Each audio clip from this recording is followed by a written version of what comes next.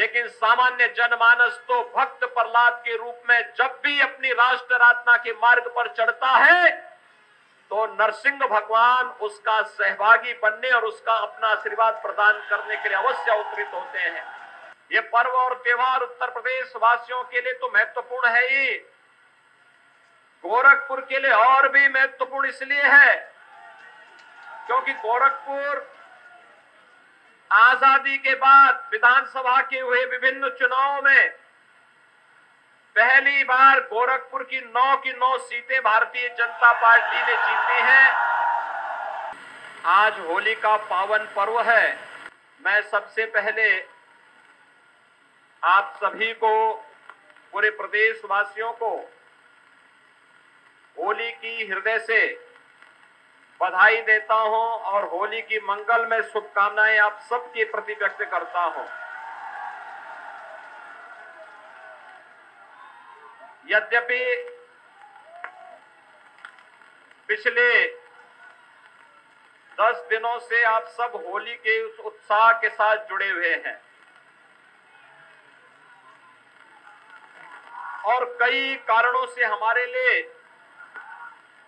ये पर्व और त्योहार अत्यंत महत्वपूर्ण है। पहला कारण, 2 वर्ष के बाद होली के पर्व पर कोरोना जैसी महामारी पूरी तरह नियंत्रण में है और हम लोगों को इस आयोजन के साथ प्रत्यक्ष रूप से जुड़ने का अवसर प्राप्त हो रहा है। और भाइयों बहनों, दूसरा, हम सब जानते हैं कि देश के अंदर सबसे बड़ी आबादी के राज्य उत्तर प्रदेश में लोकतंत्र के महापर्व के आयोजन के बाद उत्तर प्रदेश की जनता जनार्दन ने आप सबके परिश्रम से जो परिणाम दिया है उसमें एक बार फिर से राष्ट्रवाद के लिए, सुशासन के लिए जिस सरकार को चुना है, स्वाभाविक रूप से हर देशभक्त नागरिक के मन में अन्याय, अत्याचार, शोषण और अराजकता के खिलाफ लड़ने की इच्छा रखने वाले हर एक व्यक्ति के मन में एक अपार उत्साह और उमंग का माहौल है और उसी में होली का पर्व हम सबके सामने है तो स्वाभाविक रूप से उत्साह और दुगना होता है। मैं आप सबको इस अवसर पर हृदय से बधाई देता हूं, अपनी शुभकामनाएं देता हूं। भाइयों बहनों, मैं परसों भी होलिका दहन समिति के कार्यक्रम में आया था और मैंने तब भी देखा था कि अपार उत्साह लोगों के मन में है। ये पर्व और त्योहार उत्तर प्रदेश वासियों के लिए तो महत्वपूर्ण है ही, गोरखपुर के लिए और भी महत्वपूर्ण इसलिए है क्योंकि गोरखपुर आजादी के बाद विधानसभा के हुए विभिन्न चुनावों में पहली बार गोरखपुर की 9 की 9 सीटें भारतीय जनता पार्टी ने जीती हैं और 9 की 9 सीट पर राष्ट्रवाद की मोहर लगी है। दूसरा कारण, अगर गोरखपुर कमिश्नरी के अंदर हम देखते हैं तो उत्तर प्रदेश के अंदर 18 कमिश्नरी हैं और अकेले गोरखपुर कमिश्नरी है जिसने 28 में से 27 सीटें भारतीय जनता पार्टी के राष्ट्रवाद और सुशासन को समर्पित करते हुए राष्ट्रवाद और सुशासन के इस अभियान को आगे बढ़ाने के लिए अपनी प्रतिबद्धता को पूरी मजबूती के साथ आगे बढ़ाने का कार्य किया है। भाइयों बहनों, पर्व और त्योहारों की ये परंपरा हमें अतीत के साथ जोड़ने का कार्य करती है। अतीत, होली की परंपरा कहां से आई हम सब देखते हैं। हमने कल और परसों की रात्रि में 17-18 की देर रात्रि में होलिका दहन का कार्यक्रम संपन्न किए थे। आपने देखा होगा कि होलिका हो या हिरण्यकश्यप, ये किसी न किसी रूप में समाज के सामने अपनी उपस्थिति दर्ज करते रहे हैं।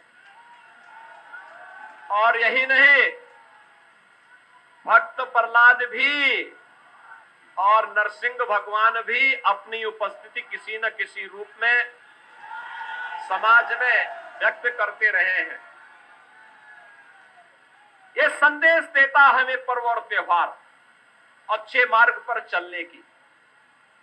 याद करिए, अगर भक्त प्रहलाद अपनी बुआ का कहना मान करके भक्ति के अपने मार्ग से विचलित हो जाते तो संभवतः भक्त प्रहलाद का स्मरण होली जैसे पावन पर्व पर हम नहीं कर पाते। यानी जहां पर कोई भेद है ही नहीं, न छोटा न बड़ा, न ऊंच न नीच, न किसी भी प्रकार का कोई भेदभाव नहीं, समता का एक माहौल, हर व्यक्ति अबीर रंग गुलाल उड़ाते हुए, खेलते हुए, एक दूसरे को गले लगाते हुए समता मूलक समाज की स्थापना के लिए किस भाव के साथ काम करता है। होली उसका एक प्रतीक त्योहार है। छोटा हो या बड़ा, बच्चे हो या बुजुर्ग, सब एक नए उत्साह के साथ इस आयोजन के साथ जुड़ते हैं।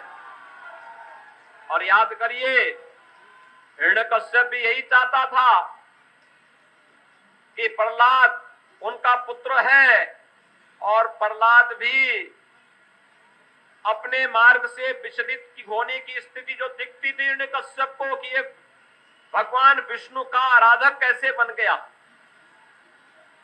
हिरण्यकश्यप तो ये मानता था कि उसको जो वरदान मिल चुका है, उस वरदान के फलस्वरूप अब विष्णु की जगह उसकी स्वयं की पूजा होनी चाहिए।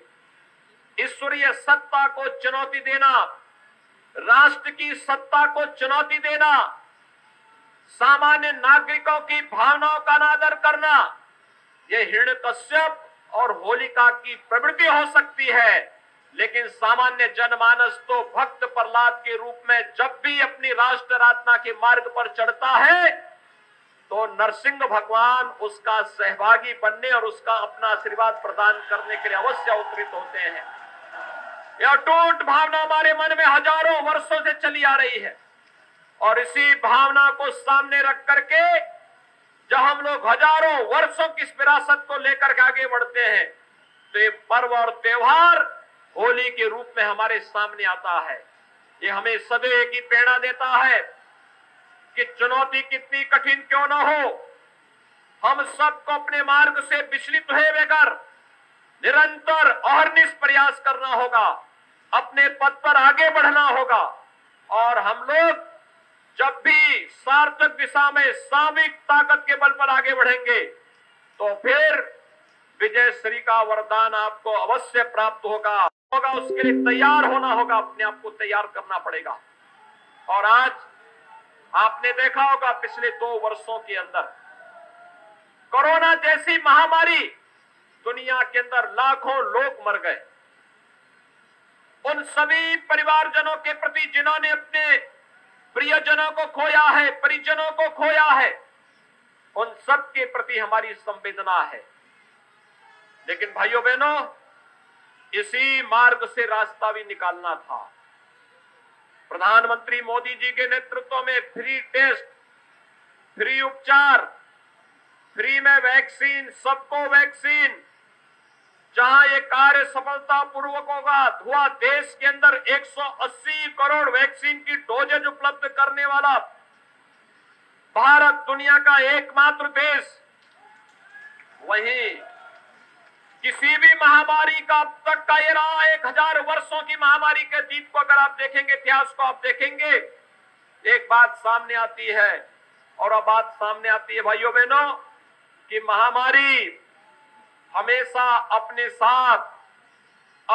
साथ महामारी सदैव भूखमरी को लेकर के आई है। पहली बार आपने देखा होगा 80 करोड़ लोगों को देश के अंदर फ्री में राशन की सुविधा प्रधानमंत्री मोदी जी ने उपलब्ध करवाया। उत्तर प्रदेश के अंदर 15 करोड़ लोगों को, डबल इंजन की सरकार थी तो महीने में 2 बार फ्री में राशन की सुविधा उपलब्ध करवाने का कार्य भी किया गया। ये हमने उपकार नहीं किया, यह तो अपने दायित्व का निर्वहन किया, और दायित्व का निर्वहन करते हुए सरकार ने अपनी संवेदना हर पीड़ित मानवता के प्रति व्यक्त करने का कार्य किया, और ये किसी भी जिम्मेदार सरकार को करना चाहिए। आज भाइयों बहनों, हम सब आपके पास आए हैं। पर्व और त्योहारों की श्रेष्ठ परंपरा को हम सबको सदैव बनाए रखना होगा, और इसके लिए हमारा प्रयास होना चाहिए कि हमारे पर्व और त्योहारों को सात्विक भाव के साथ, पूरी पवित्र भाव के साथ इन्हें हमें आयोजित करना चाहिए, इनके साथ जुड़ना चाहिए।